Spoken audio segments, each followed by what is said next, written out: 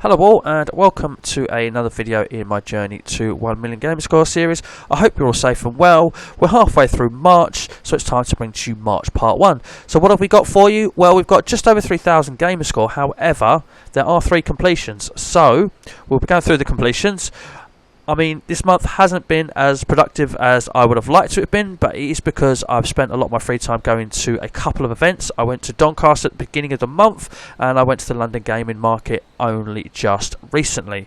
So, yep, I've done videos on those, so do feel free to check those out and see my days out there.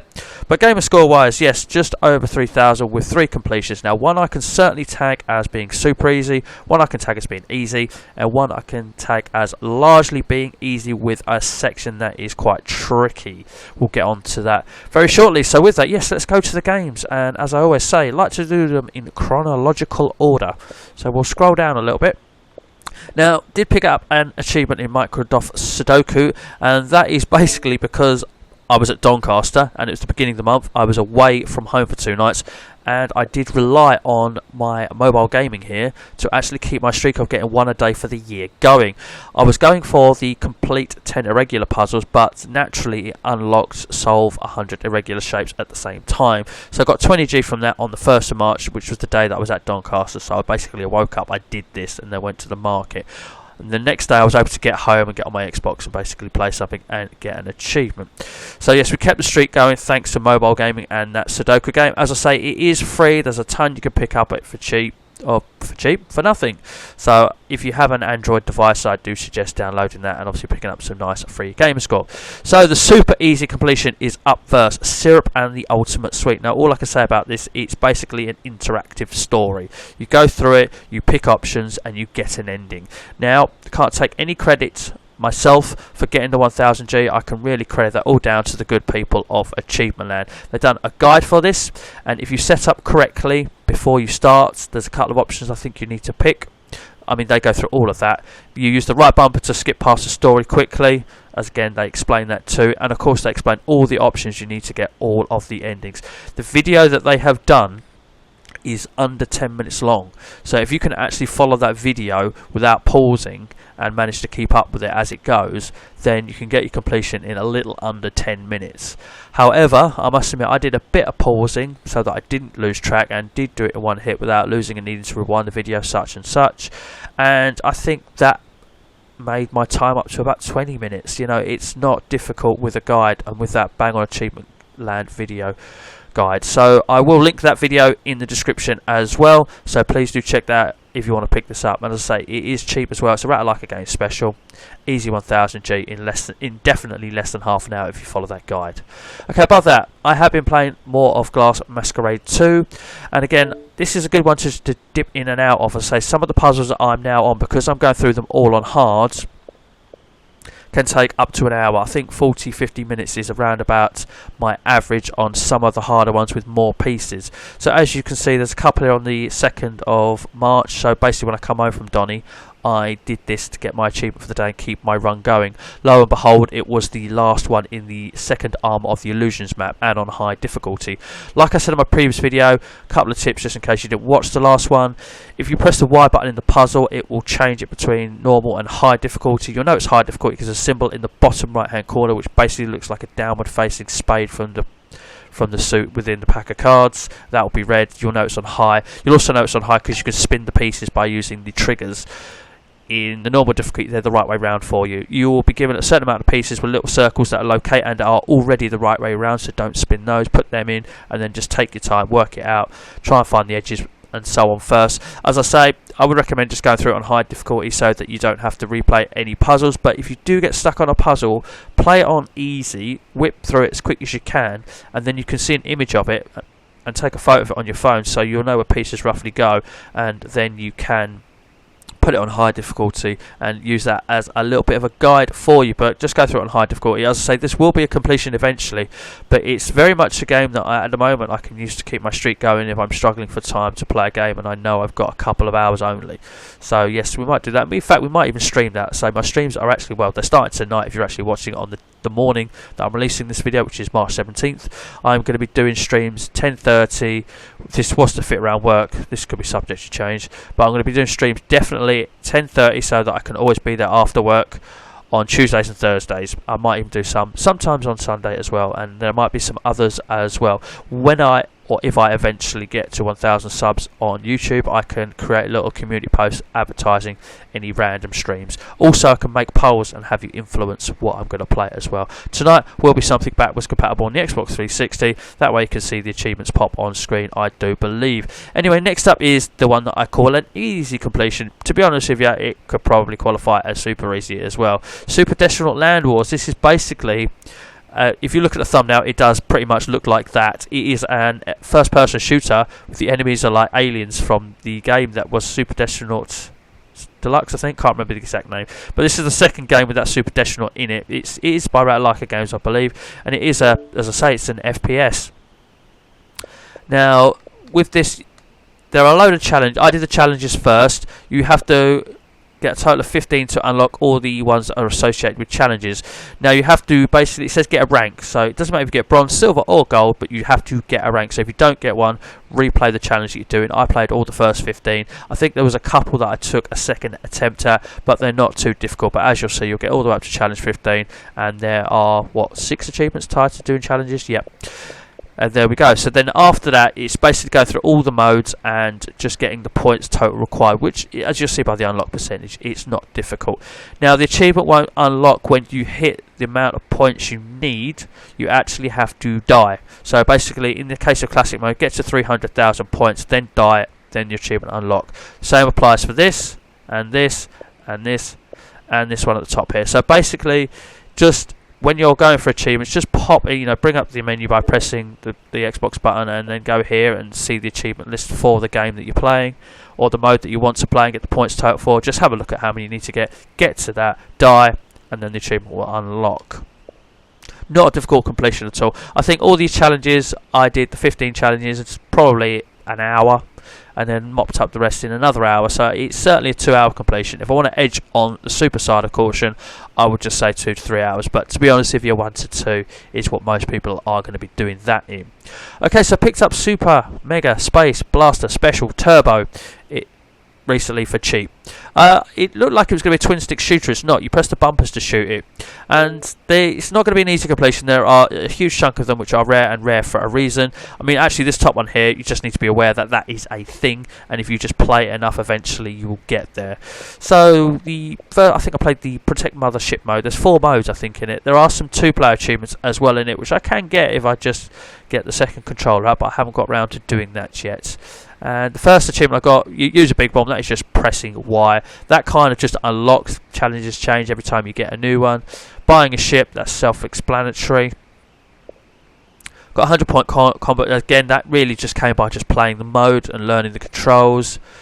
I've managed to do 2 minutes and 3 minutes, there's one for 4 minutes as well, but I haven't got that. I've got close a couple of times, but getting 4 minutes is quite tough. Super easy achievement this one. When you're picking your ship, just make sure you press the left thumbstick in. That will change your voice and the achievement will pop. Also managed to get to 10 challenges. Again, pay attention to what the challenges are, because sometimes you'll need to change between modes actually, so that might be a thing you want to watch out for. But again, that just kind of happened playing between all the modes, because I was going for certain achievements within all the modes. As I say, I managed to get that. That was really annoying because I got 10 seconds out and 5 seconds out, and I was like, oh really? But eventually I managed to do over 3 minutes. There is one for over 4 minutes. That is a little bit tough, that one. Okay, Survivor 5, yeah, that wasn't too tough at all. This, I think I took a couple of efforts to get there, but again, that's not too tough either. Bought something from the shop, that's on the home page. Just make sure I can't remember where it's X or Y you have to press to get into the shop. Super easy. Rescuing one surviving colony mode, that's super easy. In fact, I got 10 as well. That took a couple of efforts. Using the brake, I believe, is just holding down the left trigger. You will come to a complete stop. Again, keep your eyes on what the 5 turbo challenges are. You may need to change mode. And then that one at the top there, which I've already mentioned, just know that's a thing and just don't spend any credits. That one is actually rare, but not actually that difficult. Anyway, it's alright. It's fun for what it is, but it's not the greatest shooter out there, but it's certainly nowhere near the worst as well. And then above that we have Coattails. Now this one has, I say, one achievement that was tricky, one actually that I forgot to mention that is a bit grindy there at the top. But we start from the bottom of what I unlocked them in. You'll see that a lot of them are for defeating bosses. Again, that is just progression. That is just a case of learning the patterns. There is one I can't remember which one it was. There was one that was a little bit tricky, but eventually got the job done. The first boss was actually a little bit trickier than the second boss, but again, it's just a case of learning the patterns and being patient and eventually getting there. Honestly, being patient will come up again in a minute.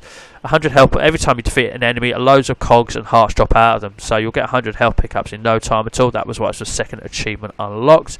Again, this is the second boss.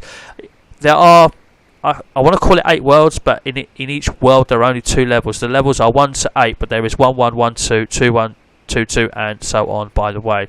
Again, that will come in no time at all. Enemies drop loads of these. That is defeating the boss in the 3rd level. That is defeating the boss in the 5th level. That one was really easy. This one was really easy as well. Destroying 500 enemies, that will probably come before your first playthrough of the game.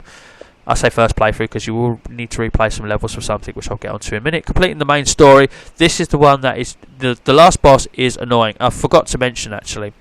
Once you get enough cogs to buy the weapon, which is called the Tesla weapon, which fires these electric bolts, buy that. That is by far the most productive weapon you can get in the game.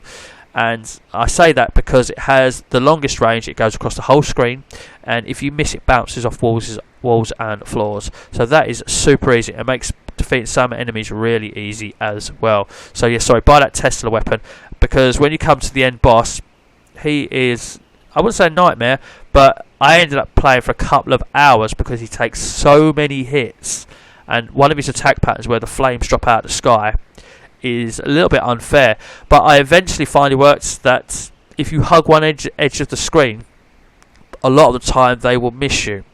So I was still getting caught once or twice, but by no means as much as I was when I was trying to stand in the middle of the screen and dodge them. There is also a thing which shoots out some bullets. The pattern is the same every time, depending on what direction it comes from. Just try and learn that and be able to dodge some of the bullets.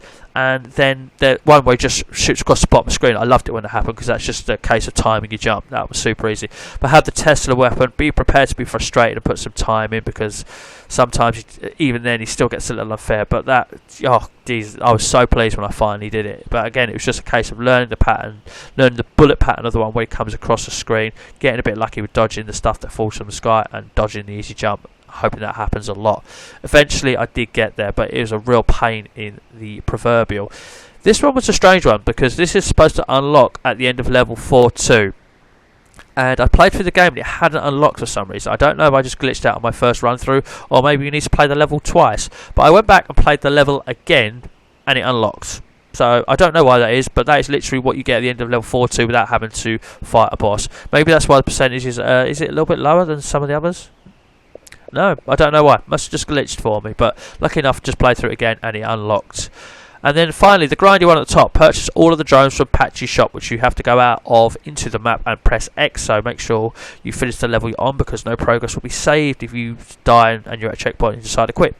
But anyway, I decided to do it on level 4-2, and I know you get more out of the first level. I think doing one run of level 1 will get you around about 3,000 cogs.